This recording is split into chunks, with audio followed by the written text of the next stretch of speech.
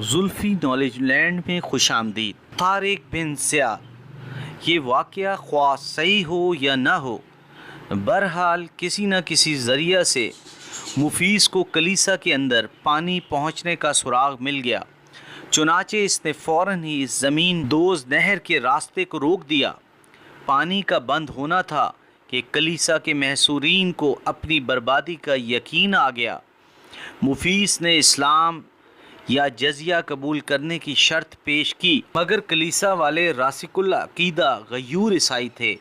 انہوں نے ان میں سے کسی بھی دعوت کو قبول کرنے سے انکار کر دیا۔ اس گفتگو کی ناکامی کے بعد حاکم شہر کے پائے استقلال میں لرزش پیدا ہو گئی اور وہ ایک شب کلیسا سے تنہا نکل بھاگا۔ مفیس کو اطلاع ہو گئی، اس نے بھی تعاقب میں اپنا گھوڑا سر پر ڈال دیا۔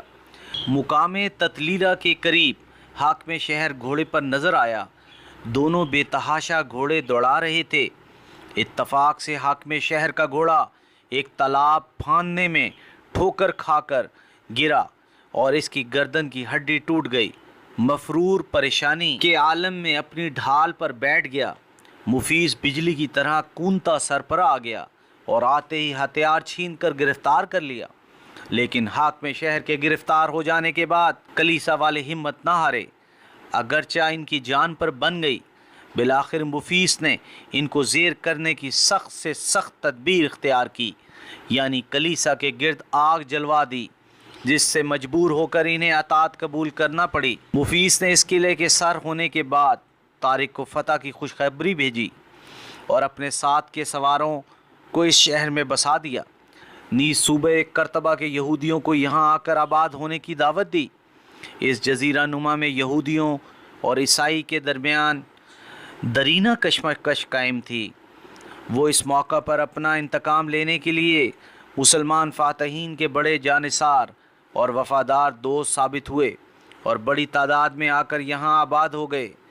مفیس نے اپنا قیام قرطبہ کے شاہی محل میں رکھا اور اسی وقت سے قرطبہ اندلس کے ممتاز اسلامی شہروں میں شمار کیا جانے لگا۔ قرطبہ پر مسلمانوں کا حملہ ماہ شوال 92 ہجری بمطابق ماہ اگست 711 میں ہوا اور ماہ محرم 93 ہجری بمطابق ماہ اکتوبر نومبر 711 سے یہ اسلامی شہروں میں شمار کیا جانے لگا۔ دوسری طرف شہر مالکا کو فتح کرنے کے لیے جو دستہ بھیجا تھا وہ بھی کامیاب ہوا۔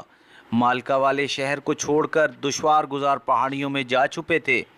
مسلمانوں نے یہاں بھی طرح اقامت ڈالی اور فوج کے ایک حصے کو آگے بڑھایا، جس نے شہر البیرا کا رخ کیا، جہاں آگے چل کر شہر غرناطہ کی بنا پر پڑی اور اس نے بڑا نام و نمود حاصل کیا۔ اس شہر کے مفتوح ہونے کے بعد شہر ریا مفتوحہ علاقے میں شامل ہوا اور آگے بڑھ کر اسلامی لشکر مقام اریولا میں اترا۔ اس سلسلہ مہم میں اس سمت میں اسلامی دستوں کی آخری منزل یہی تھی، کیونکہ یہیں پہنچ کر اس علاقے کے عیسائی حاکم تھیوڈمر سے صلح کے سلسلے میں بات چیت ہوئی۔ ایپیسوڈ 10 اختتام پذیر ہوئی۔